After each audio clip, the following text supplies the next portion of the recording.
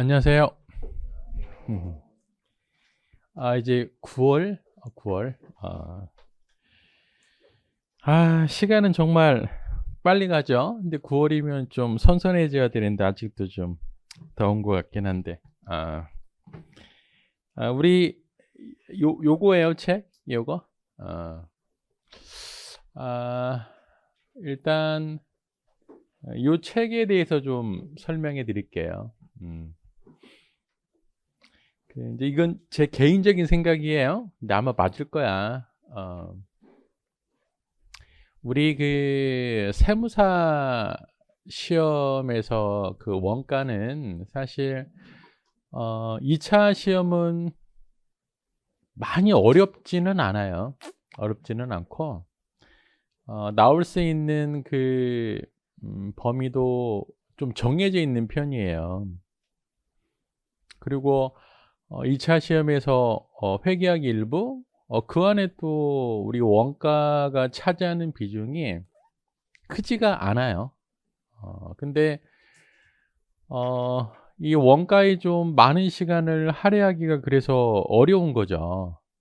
근데 여러분 입장에서는 이제 공부하다 보면 보수적으로 이렇게 생각이 들다 보니까 좀 많은 걸 보고 조금 준비를 많이 해야겠다는 생각을 하시긴 할 텐데 제 생각에는 원가에 그렇게 많은 시간을 투자할 필요가 많지는 않아요.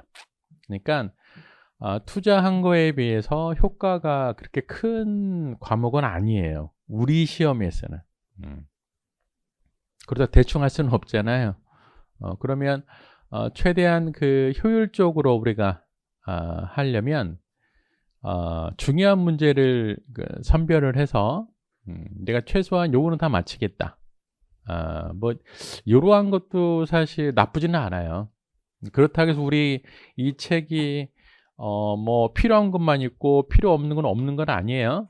근데 일단은 그 전범위 걸쳐 다 수록이 돼 있지만 중요한 부분은 좀 깊게 예, 실려 있고 시험에 안 나왔던 부분들도 실려 있는데 그 부분은 아주 지엽적인 내용이기보다는 최소한 이 정도는 알아야 되겠다.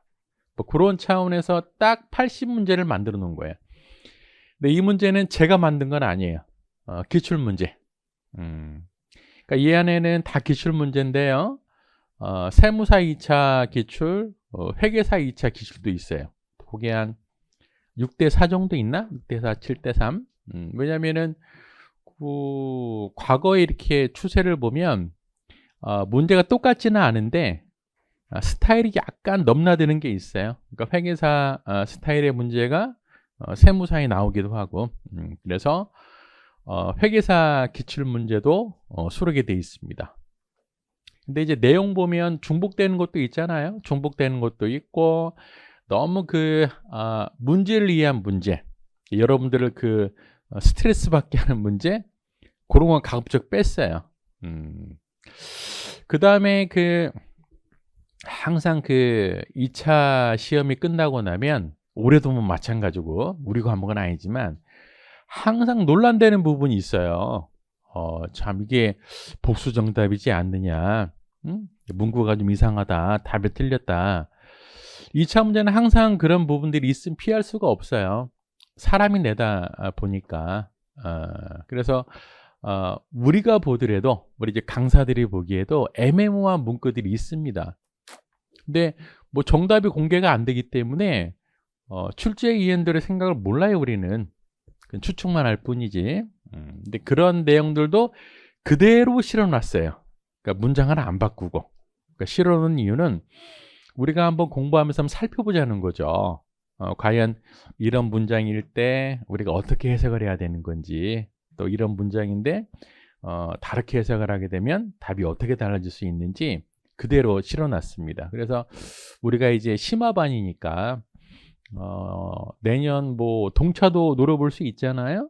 그래서 가을에 이제 객관식 또 충실히 하시고 1차 끝난 다음에 바로 2차를 봐야 되는데 그 텀이 작으니까 지금 조금 미리 연습을 해 놓으시면 2차 준비할 때, 동차 준비할 때 좀 효율적으로 우리가 대처할 수 있을까 싶어서 만든 책이에요. 그러니까 이 책은 내년 1차 시험 볼 때도 좀 대비할 수 있고요. 동차할 때도 대비할 수 있고. 좀 얇죠? 근데 문제는 만만치는 않을 거예요. 근데 이제 제가 의도한 건 아니었는데 앞부분이 좀 어려워요. 앞부분이. 그래서 혹시 오씨 왜 이렇게 어려워? 이렇게 생각할 수도 있는데 어려운 것만 있는 거 아니에요. 섞여 있으니까 부담 갖지 않으셔도 되고. 자, 우리 목차를 볼까요? 1장부터 몇 장까지? 총 16장까지 전범이 다 실려 있어요. 다 실려 있는데 전통적으로 많이 나왔던 부분들은 문항이 많고 그렇게 이제 이해하시면 돼요. 다 중요한 문제예요. 자, 이제 10페이지 보면 여러분들이 궁금한 것들이 있죠. 사실 뭐 1차 시험은 중요한 거 아니죠.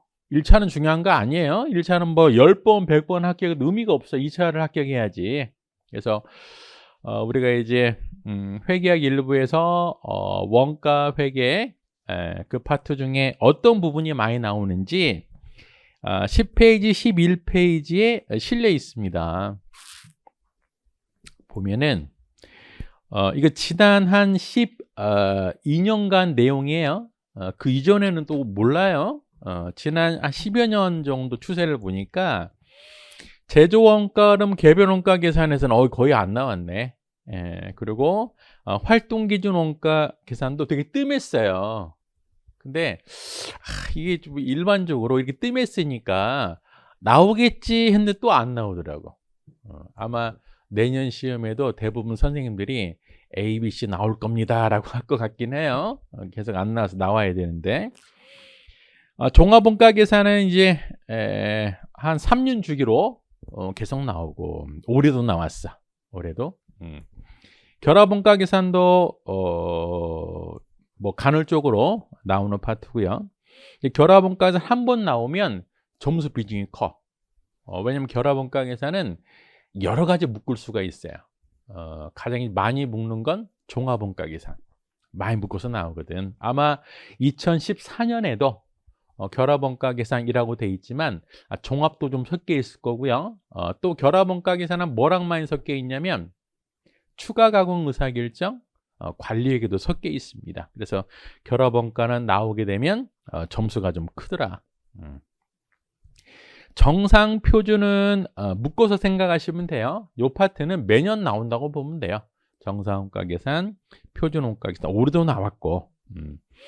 그 다음 변동원가 계산 굉장히 중요하죠. 변동원가 계산은 변동원가 계산 자체도 중요하고 요게 이제 관리회계 어떤 이론적인 배경이 되기 때문에 이론적으로도 중요하고요. 초변동은 상대적으로 그렇게 중요한 파트는 아니에요. 자, 원감 수정은 뭐 넘어가고요. 원감 추정해봤자 나올 만한 게 뭐 고조전법밖에 있겠어요? 고조전법, 학습 곡선 이런 거 하고요. 자, 손익분기점, 관련 원가 분석, 대체가격 결정 한 세트로 봐야 돼. 이것도 굉장히 중요하죠. 그리고 자본예산은 뭐 거의 안 나오는데 우리 시험에서는 사실 자본예산 나오기 힘들어요. 그렇다고 해서 우리 책이 없는 건 아니에요. 아까 말씀드렸지만 다 실려 있어요. 다 실려 있어. 종합예산은 사실 굉장히 중요합니다. 중요한데 우리 그 세무사 시험에서도 중요하게 이렇게 많이 나오지는 않아. 굉장히 중요한 파트긴 한데 엄청나게 많이 나오는 파트는 아니에요. 어찌됐든 종합예산도 중요한 파트다. 근데 종합예산의 특징이 어떤 종합예산 큰 문제로 나오는 게 아니고요. 큰 문제 소문항 정도로 이렇게 나옵니다. 자, 책임액의 조도도 중요하죠. 그 다음에 불확실성의 의사결정 안 나와야 되는데 올해 나왔어. 올해. 그러니까 아마 저 이제 다 우리 기본반 뭐 객관식 기본반 들으신 분들이어서 제가 기본반 할 때 그 불확실성의 의사결정은 무조건 성과표를 그리고 완전 정보 기대 가치는 자동적으로 해야 되고 불완전 정보 기대가치는 뭐라고 그랬어요? 요거는 중요한 게 아니다. 혹시 모르니까 예제 하나 딱 가지고 기계적으로 풀어보라고 그랬어요. 딱 그게 나와. 그러니까 우리가 안 나오는 부분이 나온다고 하면 새로운 게 나오지 않아요. 어려운 거 나올 수가 없어. 딱 기본적인 것만 나옵니다. 올해도 기본적인 것만 나온 거예요. 그러니까 예제만 두어 번 풀어봐도 풀 수 있는 문제예요. 근데 이제 여러분들 사이에 공부하다가 야, 우리 원가회계는 자본예산, 불확실성 이런 거 안 나와. 아예 안 보신 분들은 어때요? 8점을 날리는 거야. 8점. EVACI가 8점이에요. 8점이 어마어마한 거예요. 그러니까 공부는 아예 통으로 날리는 건 엄청 무모한 짓이에요. 절대 날리면 안 돼요. 일단 다 하되 이제 우리가 그 중요도에 따라서 자원 배분을 적절히 해야 되는 거지. 그러니까 잘 나오는 부분은 열심히 하고 잘 안 나오는 부분은 수준에 맞게 하고 절대로 통으로 날려버리면 안 돼요. 전략적 원가 관리는 원래 전략적 원가 관리라는 것 자체가 굉장히 그 범위가 넓어요. 얘도 이렇게 소문항으로 다 끼어서 나옵니다. 자, 그러면 현재 우리 교재는 2022년까지 돼 있잖아요. 업데이트 합시다. 2023년. 자, 종합원가 계산 4점. 그 합계 점수 옆에다 좀 써놓으면 되겠네. 종합원가 계산 4점. 결합원가 계산 10점. 그 다음에 어디야? 변동원가 계산 6점. 올해는 표준이 안 나왔구나. 관련원가 분석 12점. 불확실성 행사 결정 8점. 이렇게 해서 40점이 나왔습니다. 자, 그러면 추세하고 좀 비교해 볼게요. 자, 일단 비율 보세요. 비율. 이 비율은 2022년까지의 비율이에요. 그럼 가장 많이 나오는 파트만 정리해 보면 종합원가 계산, 변동원가 계산, 관련원가 분석, CBP 분석 요 4개가 10% 이상이죠. 요게 1순위로 많이 나오는 거고요. 그 다음 순위가 결합원가 계산, 표준원가 계산, 대체가격, 그 다음에 책임회계 제도죠. 요 정도가 주로 많이 출제되는 부분이죠. 그러면 아마 요 비율을 보고 딱 준비했던 분들은 다 걸리죠. 이 파트에. 근데 안 걸렸던 파트가 이제 불확실성의 의사결정 8점짜리가 안 걸리는 거죠. 그러니까 자주 나오는 부분은 충실히 하시고 그동안 출제가 잘 안 됐던 부분들도 아예 날리지 말고요. 우리 책에 있는 내용 정도는 몇 번 풀어보시는 것이 안전하다. 사실 우리 회계학 일부에서 원가는 30은 맞아줘야죠. 최소한. 그러니까 나름대로 원가 관리 회계가 조금 점수를 좀 획득해 놓으면 여러분들 합격하는데 도움이 되는 과목일 수 있어요. 자, 우리 책을 보면 이제 문제가 있고요. 제가 이제 중요한 그 단어들에 대해서는 별색으로 표시가 돼 있어요. 근데 우리가 이 책은 뭐 연습하는 거니까. 자, 원가 관리 회계는 딱 문제 1번 보세요. 문제 자체가 크죠. 여러분들 입장에서는 이 문제만 보더라도 좀 부담을 느낄 수 있을 정도로 커요. 생각보다. 근데 이 문제 내용 안에는 거의 90%는 다 문제 풀기 위한 자료예요. 단어 하나하나, 문장 하나하나. 여러분들이 2차 연습 문제를 대할 때는 독서를 잘해야 돼. 그 문제를 꼼꼼히 잘 읽어봐야 돼요. 그래서 단어 하나하나, 문장 하나하나 읽어보시면서 얘가 출제자가 왜 이런 문장을 썼을까 그런 생각을 좀 하실 필요가 있어요. 지금 연습하는 거니까. 근데 이런 생각을 안 하면 나중에는 2차 시험 대응을 못해요. 원가관리회계는 뭐라고 그랬어요? 원칙이 있는 게 아니라고 그랬잖아요. 그러니까 여러분들이 알고 있는 거가 그대로 나올 수도 있지만 출제자가 다른 식으로 풀으라고 할 수도 있어요. 예를 들어서 우리 그 종합원가 계산해 보면 공손이라는 게 있잖아요. 그럼 정상공손은 합격품 원가에 가산하고 비정상공손은 손실 처리한다는 게 머리에 들어가 있잖아요. 근데 실제 문제를 보면 모든 원가를 다 합격품 원가 가산하라라고 나올 수도 있어. 그러니까 여러분들이 알고 있는 지식 가지고 추정해서 풀면 안 돼요. 항상 모든 단서는 문제 안에 있는 거라고. 그 문제를 꼼꼼히 잘 읽어봐야 돼요. 그래서 일단 문제를 꼼꼼히 읽어봐야 된다. 두 번째는 문제 안에 키워드가 있을 거다. 키워드, 중요한 핵심 포인트. 나름대로 그 부분에 대해서 별색으로 써놓은 겁니다.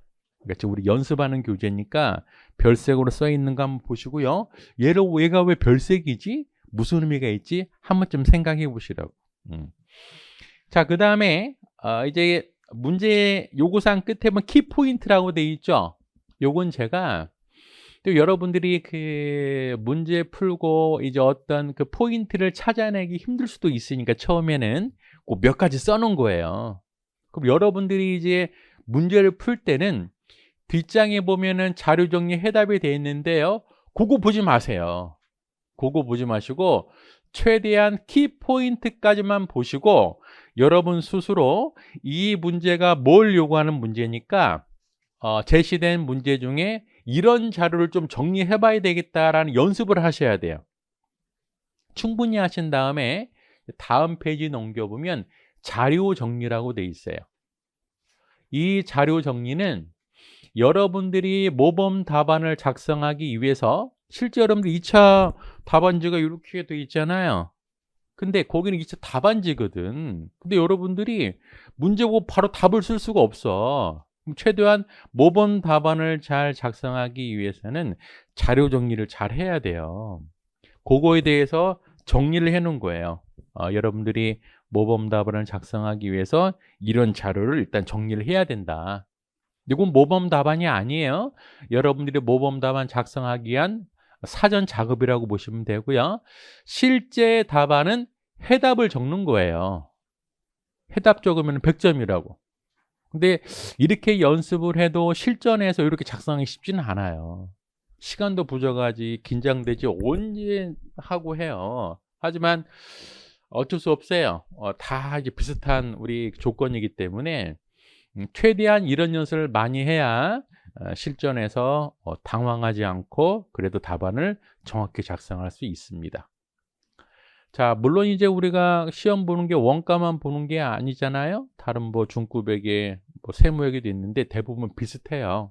비슷해. 그러니까 2차 대비해서는 조금 불편하고 짜증나긴 하더라도 꼼꼼히 자료 정리도 한번 해보고 답안 작성하는 연습을 하셔야 돼요. 그래서 우리 이 중에는 뭐 1차 시험 뭐 합격하신 분도 계실 거고 대부분 이제 내년에 처음 보시겠지만 원가만큼은 여러분들 연습할 때 2차 답안지로 하는 게 좋아요. 원가만큼은. 그러니까 미리부터 2차 답안지로 연습하시는 습관을 들으시는 것이 나중에 실전에 가서도 좀 여러분들이 긴장하지 않고 답안을 적을 수 있습니다. 가능하시면. 자, 그래서 이제 문제 1번을 볼게요. 자, 원가관리회계는 문제를 많이 푸는 게 중요한 게 아니에요. 한 문제를 10번 푸는 게 좋아요. 10문제를 한 번씩 푸는 것보다 한 문제를 10번 풀어보는 게 훨씬 효과적이에요. 좀 지루하더라도. 자, 일단은 문제를 보시고요. 문제를 쭉 읽어보시고 이제 여기 어떤 문제인지 한번 여러분 생각을 해보시고요. 그 다음에 해야 되는 절차는 요구사항을 보시는 게 좋아요. 문제를 다 보시고 그 다음에 요구사항을 보시라고. 아니면 요구사항 먼저 보고 문제 보는 것도 하나의 방법이에요. 왜냐하면 요구사항에는 굉장히 많은 그 자료가 제시가 되어 있는데 실제 요구사항과 전혀 무관한 자료들도 있어요. 그러니까 문제 한번 개괄적으로 보고 요구사항을 보든지, 문제 보면서 요구사항 먼저 한번 보시고 다시 문제를 보시든지, 그 연습을 좀 많이 하셔야 됩니다. 지금 여러분들 하시는 건 답을 찾는 거 아니에요? 다 못 찾아. 그러니까 문제 보고 어떤 내용인지 이제 확인하는 게 중요한 겁니다. 자, 문제 읽어보세요.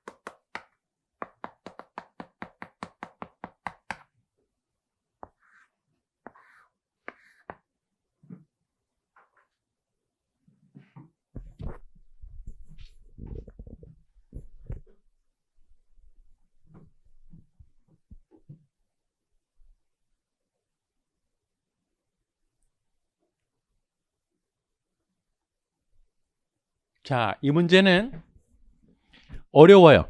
어려워. 이게 만만한 문제 아니에요. 이게 이제 2004년도에 출제된 문제인데, 엄밀히 따지면 이 문제는 제조원가 흐름하고요, 종합원가 계산이 혼합된 문제입니다. 자, 문제 한번 볼까요? 자, 한국은 생산부와 영업부로 구분. 자, 생산부와 영업부로 구분됐다. 그러면 원가 계산은 생산부에 관련된 거고요. 영업부라는 건 뭘 의미한 걸까? 판관비를 의미한 거겠지. 예, 그래서 읽어보시면서 판관비도 나오겠구나 생각하셔야 되고요. 단일 공정에서 종합원가 계산이네, 딱 이것만 보더라도, 그쵸? 원재료 투입해서 가공작업 거쳐 제품을 생산하고, 영업부는 생산된 제품을 판매하고 있다. 사실 영업부는 생산된 제품을 판매하고 있다, 요거는 안 써도 되는 거지, 그쵸? 근데 이제 요거 안 쓰면은 첫 도입부가 짧은 것 같아 쓴 것 같아, 느낌상 의미가 없는 얘기예요. 자, 자료 1번 볼게요. 7월 1일 재무상태표, 딱 이걸 보는 순간 여러분들은 스트레스 받을 거야. 아니, 원가 계산에서 왜 재무상태표를 꺼내줘? 그러면 재무상태표가, 우리 원가관리회계에서 재무상태표가 나오는 주제가 뭐가 있을 것 같아요? 재무상태표. 예산 쪽에는 재무상태표가 나와. 예산 쪽에는. 그 이외에는 사실 잘 안 나와, 재무상태표가.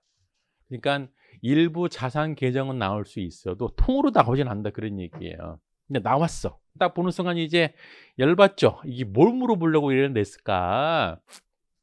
이럴 때는 뭐부터 보는 게 좋아요? 요구사항을 보는 게 좋아. 요구사항. 이게 무슨 문제인지. 요구사항 건너가 볼게요. 물음 1번에 제조원가 명세서래. 제조원가 명세서는 밑줄 치고 뭐예요? 제공품 계정만 찾으면 되는구나. 그렇죠? 보니까 재료원가가 얼마냐? 단기 제품 제조원가가 얼마냐? 보니까 제조원가 흐름에 관련된 문제네. 그러다 보니까 물음 2번과 연결이 되는 거죠. 어차피 기말 제공품도 어디에서 찾을 수 있어요? 제공품에서 찾을 수 있잖아요. 결국 물음 1, 2번은 제조원가 흐름에 관련된 문제야. 그러면 제조원가 흐름에 관련된 문제라고 하면 머릿속에 나는 뭘 작성해야 된다? 요걸 작성해야 된다고 생각하면 되죠. 원재료 계정, 제공품 계정, 제품 계정. 이거 떠올라야 돼요. 제조원가 흐름에 관련된 문제는 얘밖에 안 보는 거예요, 사실. 그쵸? 그 다음에 물음 3번을 보니까요. 손익계산서를 작성하래요. 그러면 제조원가 흐름과 손익계산서는 어떻게 연결이 돼 있어요? 매출원가로 연결이 돼 있잖아요. 결국에 이 문제는 요거 작성하면 끝나는 거야. 자, 여러분들이 문제 보시면서 자, 이 중에는 거의 다 제 수업을 들으셨겠지만 제 수업을 안 들으셨던 분들도 제조원가 흐름에 관련된 문제는 요걸로 푼다는 건 누구나 다 알고 있는 거예요. 그렇죠? 그럼 문제 보시면서 이 문제를 풀기 위해서는 요걸 작성해야 된다라고 느끼시면 50%는 맞추신 거라고. 이게 별거 아닌 것 같아도 굉장히 중요해요. 자, 그러면 여러분들 머릿속에 나는 이걸 작성해야겠다라고 생각만 들어도 이제 여기에 들어갈 자료만 찾으면 되는 거예요. 그러니까 요거 파악하는 게 50%라고. 이걸 이제 저는 이제 문제 분석이라고 합니다. 이제 문제를 보고요. 얘를 채워야 되겠더라. 여기에 들어갈 숫자들을 문제에서 하나하나 이제 걸러내는 거예요. 자, 이제 다시 자료 1번 볼게요. 7월 1일. 별거 아닌 것 같죠? 굉장히 중요해요. 7월 1일. 1월 1일이 아니고 7월 1일이에요. 자, 7월 1일 재무상태표 딱 보니까요. 현금이 주어져 있네. 현금은 어떤 주제에서 우리가 현금을 가지고 뭘 할까? 이 현금은 종합예산. 현금 예산할 때 얘가 필요한 자료겠죠? 우리 자료에서는 필요가 없어. 그 다음에 성급금료 좀 찜찜하죠. 얘네 뭐지? 근데 금료라는 거 한번 생각해 봐. 금료는 직원한테 돈을 줬다라는 거죠. 그러면 만약 이 문제가 성급금료가 아니고 성급급여였다면 논란이 됐을 거야. 왜? 급여는 판관비거든. 근데 급여라고 안 썼어. 금료라고 썼어. 그러면 애매모호한 거예요. 이 중에는 판관비도 들어가 있고 농업비도 들어가 있겠구나. 그렇죠? 어찌됐든 현재 성급금료에서 금료 안에는 판관비도 있고 농업비도 있겠구나. 또 하나 성급이라고 돼 있죠. 긴장해야죠. 왜? 이 문제는 현금주의와 발생주의를 바꾸는 거구나. 그렇죠? 그 다음에 소모품, 얘도 긴장해야 돼. 왜 긴장해요? 분명히 도입부에 생산부와 영업부가 있다고 그랬어. 소모품은 생산팀에만 사용하는 게 아니에요. 영업팀도 소모품 사용할 수 있어요? 얘도 모르겠어. 이 소모품이 생산에 관련된 거지 영업에 관련된 건지 일단은 이렇게 표시를 해 놓고요. 그 다음에 원재료, 제공품, 제품. 얘는 이제 딱 눈에 들어오네. 얘 딱 보는 순간 뭐 해야 돼요? 써놔야지 이제. 원재료, 제공품, 제품. 이렇게 하면 되는 거야 이제. 그 다음에 기계장치, 비품대 관련된 건 뭘까요? 감가상각비죠. 우리한테 필요한 건 감가상각비지 이 취득원가가 필요한 거 아니에요. 어찌됐든 감가상각비가 있겠구나라고 생각하면 돼. 오른쪽 미지급 전기수수료. 자, 이 전기수수료도 어때요? 생산팀 아니면은 판관비가 되겠죠. 이것도 체크해놔야 돼. 근데 미지급이래. 얘도 뭐 해야 돼요? 현금주의를 발생주의를 바꿔야 되겠구나. 자본금하고 이익잉여금은 우리 문제하고는 상관이 없는 자료예요. 됐어요? 그래서 일반적으로는 실제 제조 원가 흐름, 원가 관련된 어떤 자료는 이렇게 안 줘. 어떻게 하냐면 다음은 대차 대조표의 일부 내용이다라고 해서 필요한 것만 주어진 게 일반적이에요. 근데 이 문제는 어때요? 쓸데없는 자료까지 다 주어져 있더라. 여기에 현혹되면 안 된다 그런 얘기예요. 그래서 요구사항을 한번 보는 것도 하나의 방법일 수 있다. 자, 재무상태표는 봤고요. 이제 자료 2번에서 이제 원가 요소별로 금액을 찾는 겁니다. 첫 번째, 원재료 580만 원을 현금으로 구입했다. 하나 나왔네. 원재료 매입이죠. 그러면 재료 계정에서 580만 원을 구입했으니까 얼마 사용한 거예요? 672만 원 사용한 거예요. 672만 원. 그럼 재료가 제공품으로 들어갈 텐데 하나 주의하셔야 되겠죠. 왜 주의하셔야 돼요? 재료 안에 혹시 직간접비가 있는지를 확인해 보셔야 돼. 근데 쭉 보니까 간접 재료 원가에 대한 언급이 없어요. 다행이네. 그럼 재료 원가는 얼마? 672만 원 하나 찾아냈고요.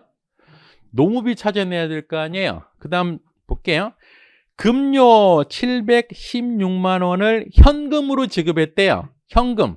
그럼 현금주의를 발생주의로 바꿔야 되겠구나. 그럼 현금과 급료와 관련된 자산부채 계정 보니까 뭐가 있어요?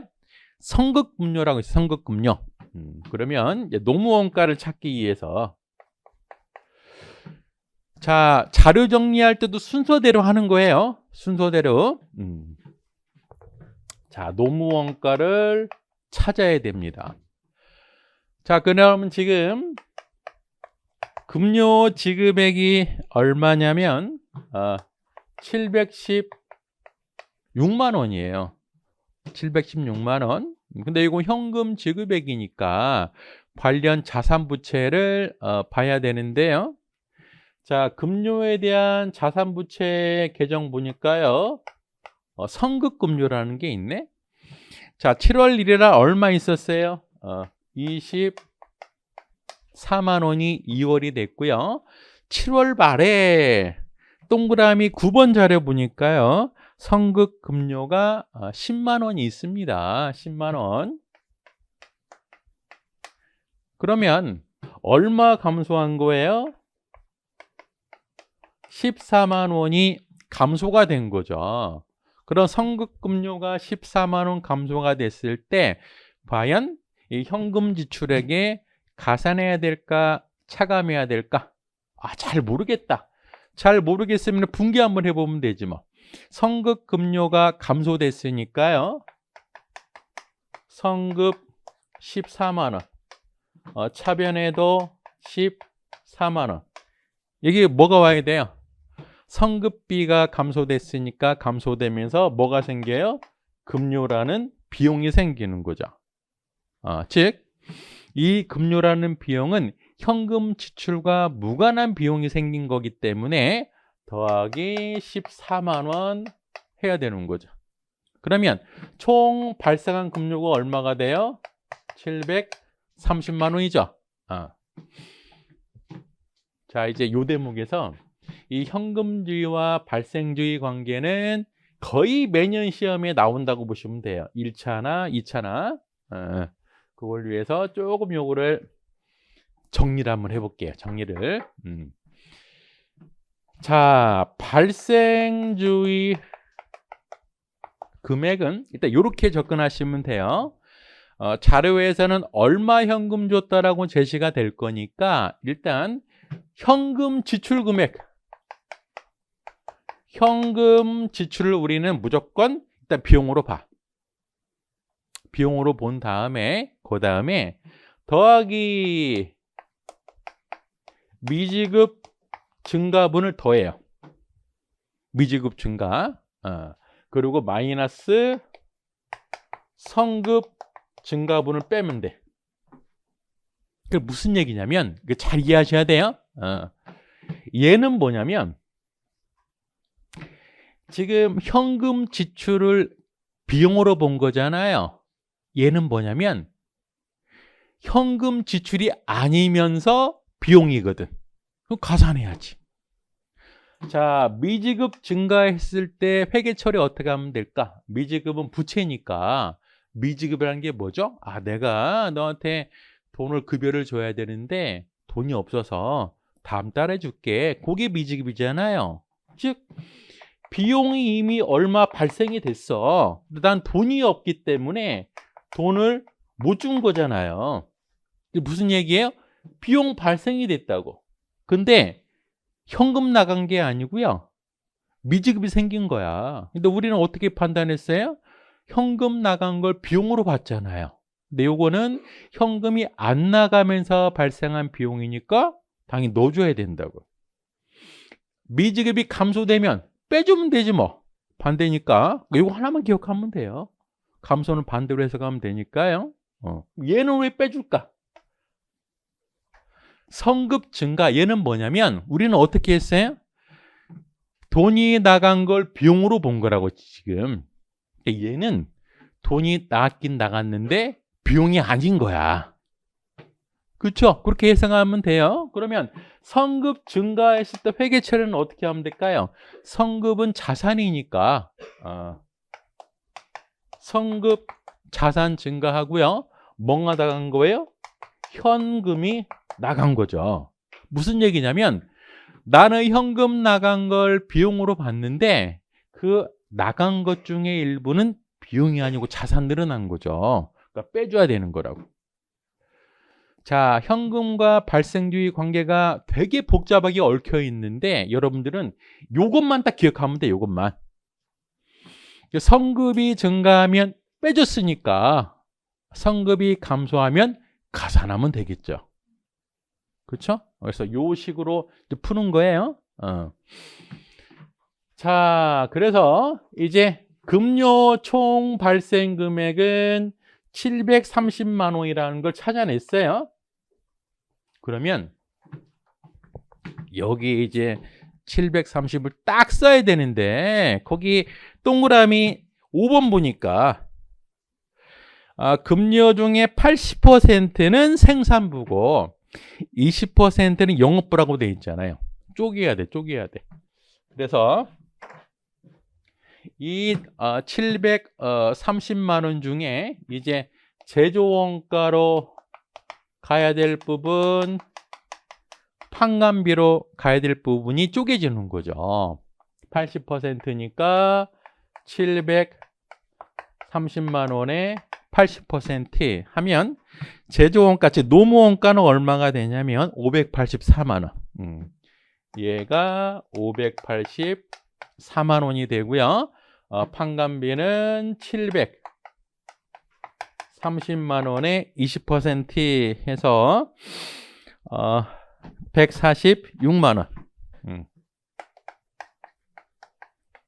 그래서 제공품에 들어갈 노무원가는 584만 원 되는 거죠. 그렇죠? 그러면 146만 원 얘는 어디로 가야 돼요? 판관비로 가야죠. 판관비. 즉 여기에 가야 되는 금액이에요. 그렇죠? 농업비까지 찾아냈어요. 그 다음에 이제 동그라미 3번. 그래서 실전에서 여러분들이 이제 자료 정리할 때는 동그라미 2번에 급료 옆에다가 요거 써놓으면 돼. 요거 584만 원, 146만 원. 전기 수수료 108만 원을 현금 지급했다. 자, 이제 우리 아까 연습 한번 해봤으니까요. 현금 지급이니까 일단 108만 원을 우리는 돈 나간 걸로 보겠다. 그 다음에 이 전기 수수료에 대한 자산 부채 항목 보니까요. 어디 있어요? 7월 1일 날 미지급이 24만 원 있는 상태에서 9번 자료 봤을 때 미지급이 어떻게 됐어요? 36만 원으로 됐죠. 미지급이 증가 감소 증가. 그러면 발생 금액은 현금 지출액 가산에 차감해야 돼? 가산. 그렇게 하면 되는 거야.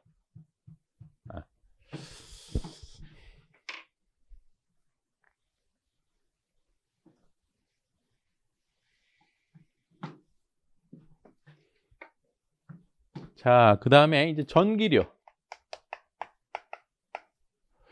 전기료는 어떻게, 현금 지급, 금액이 108만 원. 자, 여기에다가 미지급이 24만 원에서 36만 원 됐으니까요. 12만 원을 가산하면 되죠. 12만 원을 가산하면 얼마가 돼요? 120만 원인가? 총액이? 그럼 얘를 왜 가산했습니까? 회계처리 한번 해보면 되죠. 뭐 회계처리. 미지급이 12만 원 증가했잖아요. 그러면 어떤 개념이에요? 내가 전기료를 12만 원만큼 못 준 거야. 즉 전기료 비용이 12만 원 발생이 됐는데 못 준 거잖아요. 그러니까 현금 지급액에 12만 원 가산해야죠. 얘는 현금과 무관한 비용이 발생한 거니까요. 그래서 총 전기료가 얼마? 120만 원 됩니다. 자, 그러면 이 전기료가 다 제조원가가 아니고요. 저 어디 있어요? 동그라미 6번 보니까 7월 발생분 중 90%는 생산이고요. 10%는 영업부래요. 그러면 자, 120만 원 중에 이제 제조원가, 판관비 또 구분해야죠. 제조원가는 120만 원에 90%. 그래서 전기료가 108만 원. 판관비는 120만 원에 10%에서 12만 원 되는 거죠. 얘는 어디로 들어가야 돼요? 제조 간접비로 들어가는 거죠. 자, 그 다음에 또 뭐 있어요? 감가상각비네. 감가상각비는 기계장치가 40만 원이고요. 영업부가 비품인데요. 10만 원이래. 요거 이제 구분이 돼 있죠. 그럼 제조간접원가는 얼마로 가야 돼요? 40만 원 가야죠. 그렇죠? 자, 5번 자료 받고 6번 자료 받고요. 7번 이제 소모품. 소모품은 깔끔하게 돼 있네. 전액 영업부에서 사용됐대요.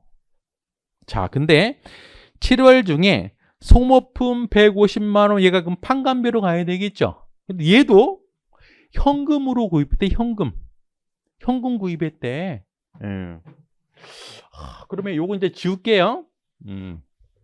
요거 좀 이따 다시 한번 잘 정리할 거예요. 지금 개괄적으로 보는 거니까. 자, 소모품을 보니까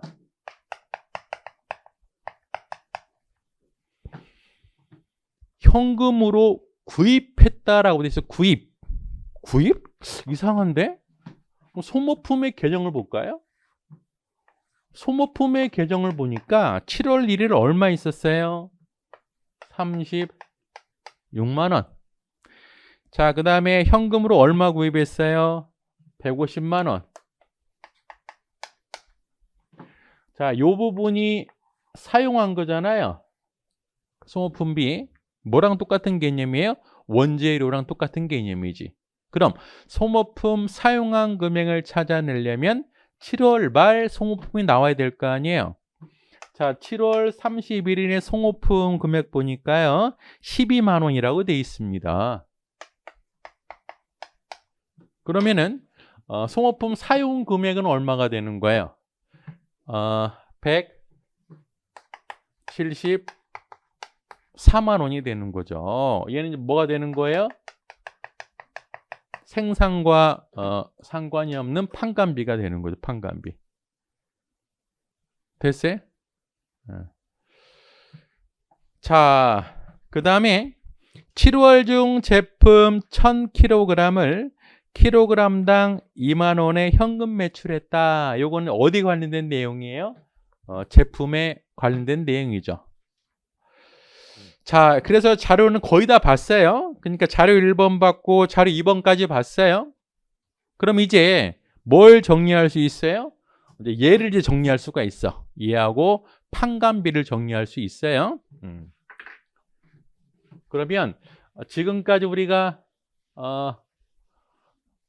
풀었던 내용을 이제 핵심만 한번 정리해 보면, 자, 이 회사는 생산부, 영업부가 있고요. 또 우리는 영업이익까지 계산해야 되기 때문에 판관비도 따로 집계를 해놔야 돼요. 그래서 지금 생산부, 영업부에서 발생한 비용들을 구분을 해보면, 먼저 급료는 어떻게? 생산팀이 얼마였어요? 584만 원이었고요. 영업이 146만 원.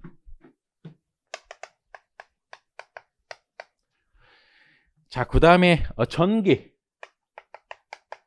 전기 수수료가 108만 원이 되고요. 12만 원이 되고. 자, 그 다음에 감가상각비는 구분이 돼 있죠. 40만 원, 10만 원 이렇게 돼 있고, 소모품은 전액 영업부에서 사용했다고 그랬으니까요.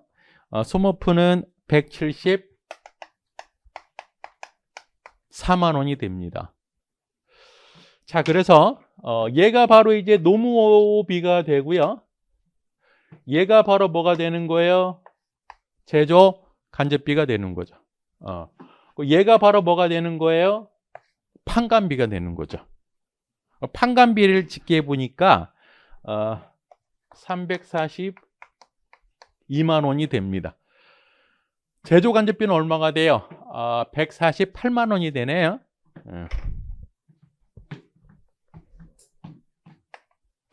148만 원.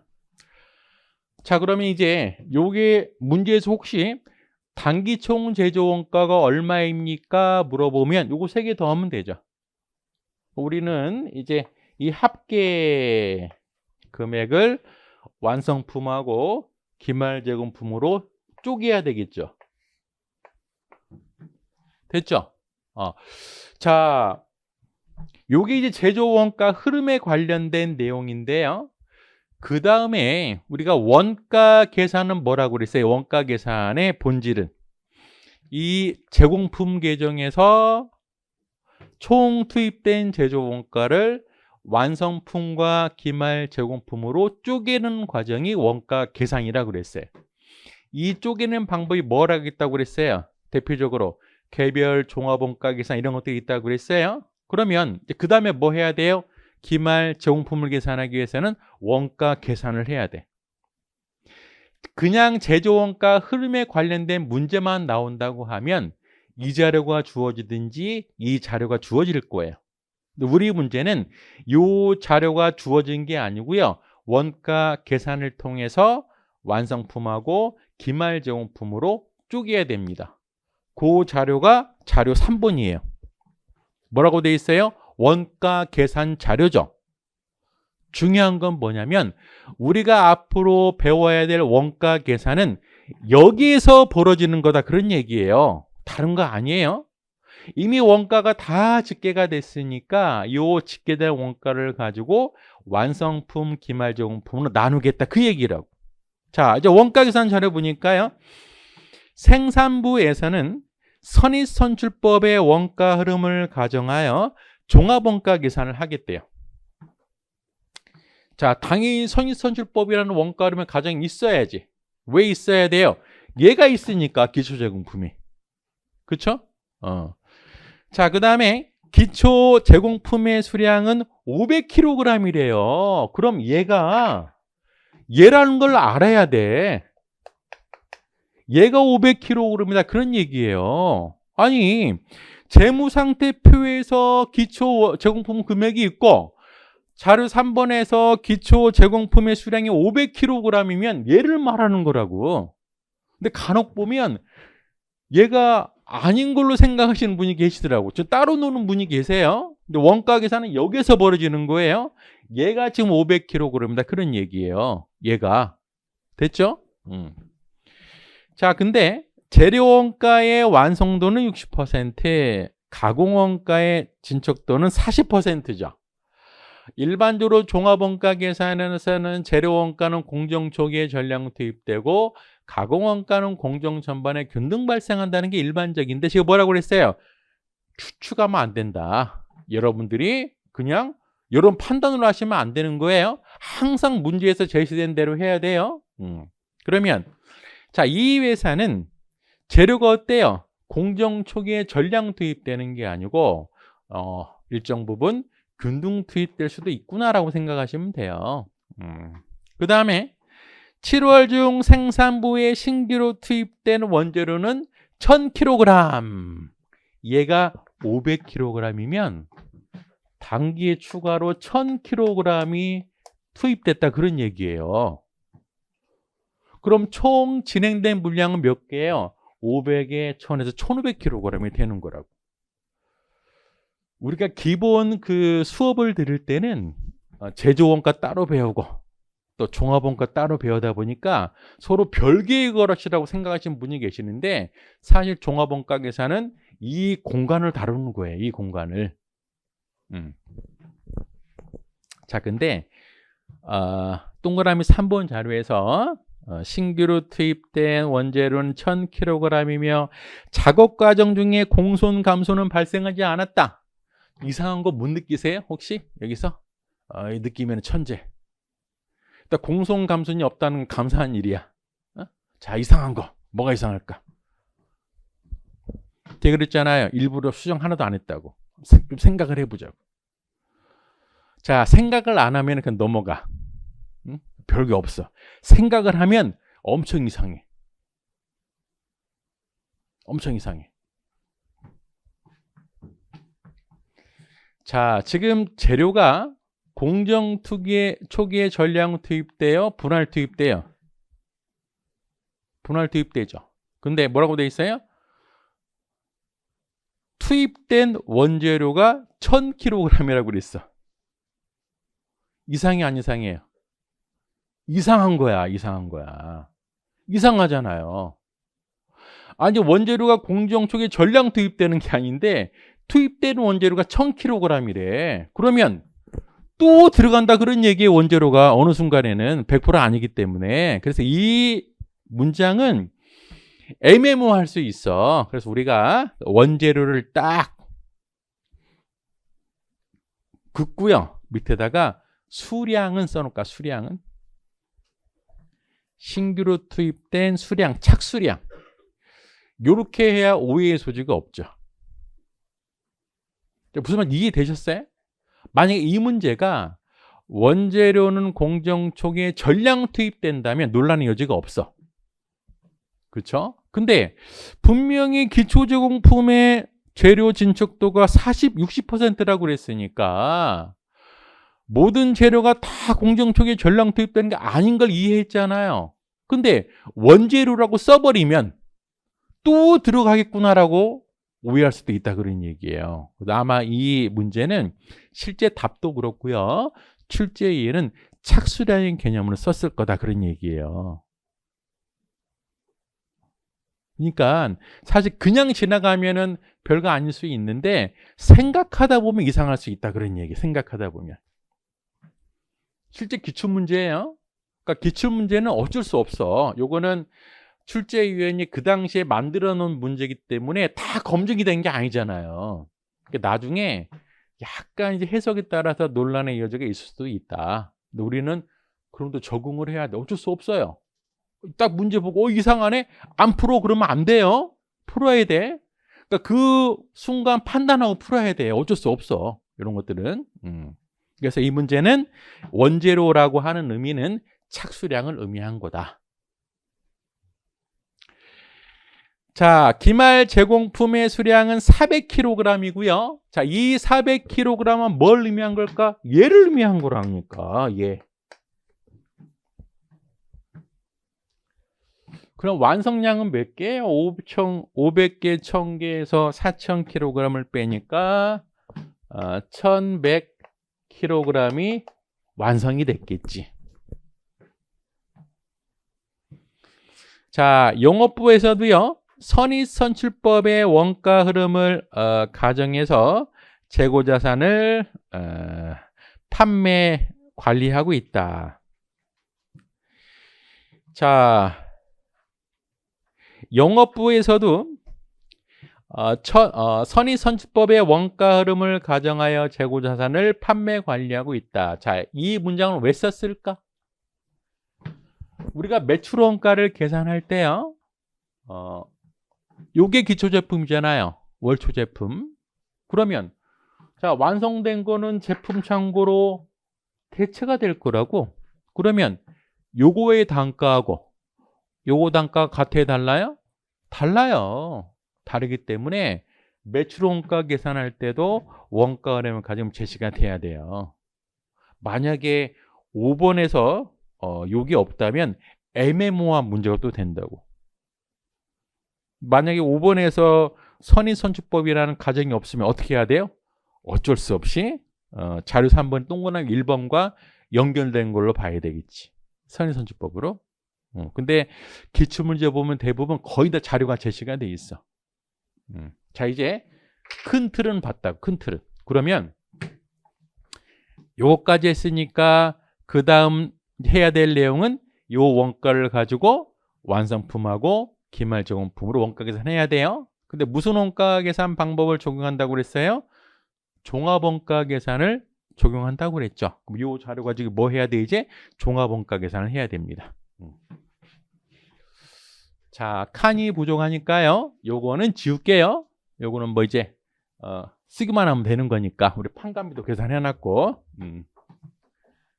자, 종합원가 계산하겠다. 종합원가 계산에서 가장 중요한 게 뭐라고 그랬어요? 물량 흐름도의 작성. 그러면 자, 요 내용을 가지고요. 요 내용을 물량 흐름도로 한번 바꿔볼게요.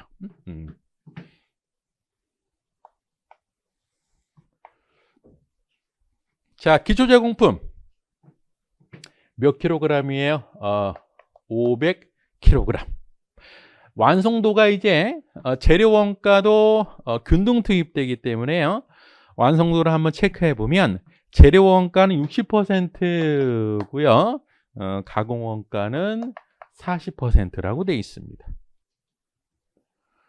그리고요. 요거의 원가가 얼마냐면 110만 원이래요. 그렇죠? 단기 착수 물량이 몇 개? 1000kg. 기말제공품이 몇 개? 400kg. 400kg이 되고요. 기말 제공품의 완성도는 재료 원가는 40%고 가공 원가는 80%가 됩니다. 총 몇 개가 완성이 된 거예요? 1000개, 500개에서 기말이 400개니까요. 1100개가 완성이 된 거죠. 선입선출법이라고 그랬으니까요. 얘가 먼저 완성이 되더라. 그러면 기초 물량 500kg은 이건 조심하셔야 돼. 이제 추가 진행분은 어떻게 돼요? 재료 원가는 얼마만큼 더 넣어주면 돼요? 재료 원가는 그렇죠, 40%. 가공 원가는 얼마만큼? 60%. 되게 헷갈리게 돼 있어. 이런 거 실수하면 큰일 나는 거지 이제. 자, 그 다음에 단기 착수 완성 물량이 몇 개가 돼요? 600개가 되는 거죠.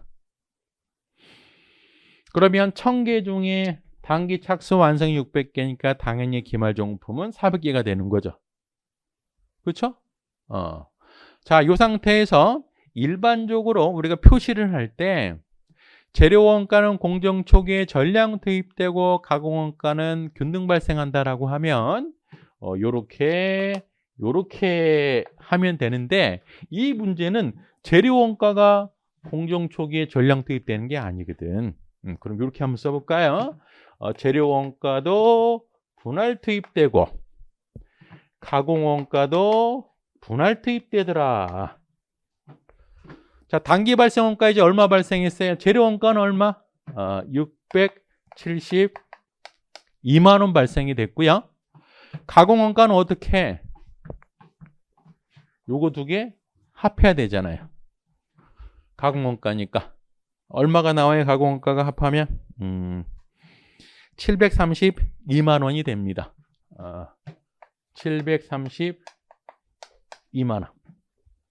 자, 이제 환산량 단가를 계산하려면 재료원가, 가공원가, 완성품, 환산량 계산해야 되겠죠.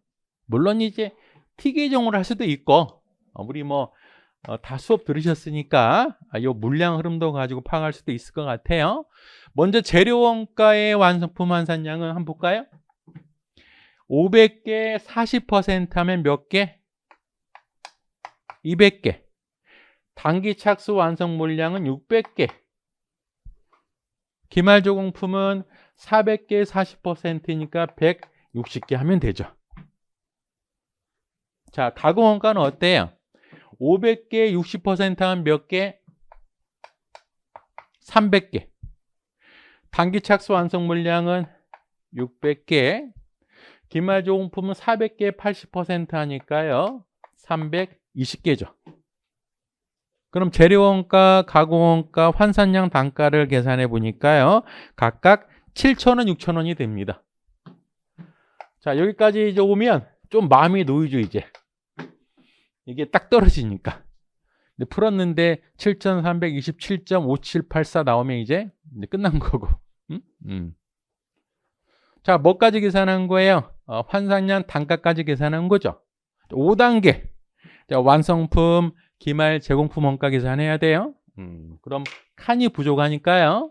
이제 7,000원, 6,000원을 가지고요.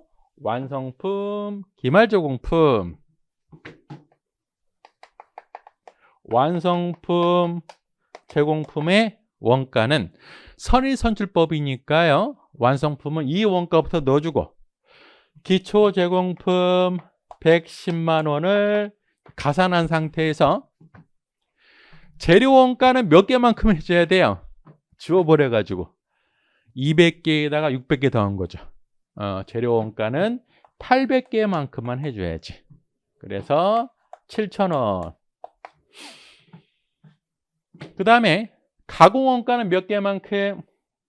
300개에다 600개 더하니까요. 900개 6,000원 하니까 완성품의 원가 계산하면 1,210만 원이 됩니다. 1,210만 원. 얘는 400개 40% 하니까요. 재료 원가는 160개 7,000원. 가공 원가는 400개 80% 하니까요. 320개 6,000원. 해서 기말 제공품 계산해 보니까 3040000 3040000. 자, 요거 하나만 가지고 종합원가 계산 문제를 구성할 수 있겠죠. 근데 우리 문제는 제조원가 흐름과 연결시킨 거거든. 그러면 요 숫자를 어디 집어넣으면 돼요? 여기 집어넣으면 돼. 그래서 완성품의 원가가 얼마? 1,210만 원이 되고요. 월말 제공품이 3040000. 됐어요? 그러면 완성품은 어디로 넘겨요? 제품 창고로 넘기는 거죠. 1,210만 원. 자, 이제 뭐 계산하면 돼요? 매출원가를 계산하면 됩니다.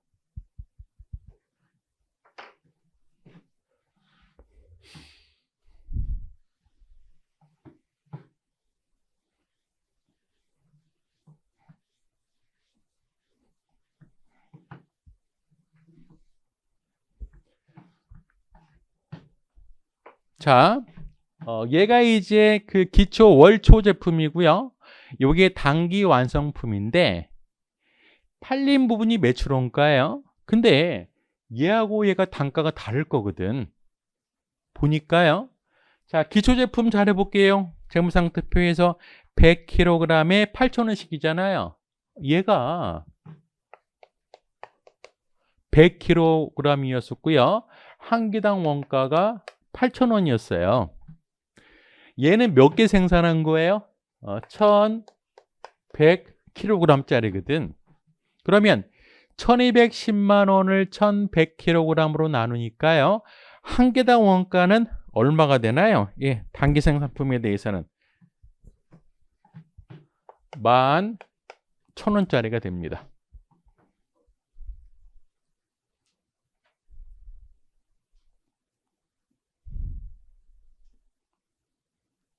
됐어요? 자, 이제 팔린 부분이 매출원가인데요. 자, 자료 2번에서 동그라미 8번 볼게요. 몇 개 팔았어요? 1000kg을 팔았죠. 그러면 매출 양은 1000kg이니까 남아있는 기말 제품은 몇 개? 200kg이 남겠죠. 근데 선의순수법이라고 그랬으니까 1000kg 중 100kg 얼마짜리? 8,000원짜리가 팔렸고요. 900kg 얼마짜리? 11,000원짜리가 팔린 거죠. 이게 바로 매출원가. 자, 매출원가를 계산해 보니까요. 10700,000이 됩니다. 얘가 10700,000이 돼요. 됐죠? 자, 이제 손익계산서. 자, 매출액 1000kg을 팔았고요. 킬로그램당 얼마에 2만 원에 팔았대요. 그래서 2천만 원이 되고요. 매출원가는 요거죠. 요게 1070만 원이 되고요. 자, 매출 총이익 계산해 보니까요. 930만 원이 되고요. 그다음 판관비 계산해 놓은 거 있었죠. 초반에 342만 원 해서 영업이익 계산해 보니까요. 588만 원이 됩니다. 자, 그래서 요구사항 1번. 재료원가 금액 얼마? 요거 672만 원. 그 다음에 단기제품 제조원가 얼마? 1210만 원. 물음 2번. 기말정품 얼마? 304만 원이 되고요. 물음 3번. 매출원가 얼마? 1070만 원이 되고요. 영업이익은 588만 원. 자, 요 정도 사이즈가 일반적이에요. 사실 사이즈 크기는. 근데 우리 문제는 어려운 거예요. 약간. 그러니까 생각이 굉장히 많은 거죠. 일단은 제조원가 흐름도 알아야 되지. 그 과정에서 원가 계산할 때 종합원가 계산도 정해야 되지. 종합원가 계산 딱 보니까 재료원가도 공정초기 전량 투입되는 것도 아니지. 비용 계산할 때도 현금주의, 발생주의 전환을 하지. 굉장히 좋은 문제죠. 그러니까 우리 책은 나름대로는 이런 문제를 선별을 한 거예요. 이게 일반적인 문제가 아니에요. 실제 문제가 훨씬 쉬울 수 있어요. 근데 이건 한 문제 가지고 뭐예요? 여러 가지 볼 수 있잖아요. 이런 문제가 좋은 문제예요. 무슨 용어로? 연습용으로. 그러니까 이런 문제를 여러 번 풀어보는 게 훨씬 좋다는 거예요. 그래서 첫 문제니까 좀 자세히 좀 설명해 드린 거예요. 어찌됐든 키포인트 한번 볼까요? 다 풀어봤으니까. 나중에 여러분 복습할 때. 자, 재료원가, 가공원가 모두 공정 전반에 걸쳐 발생하더라.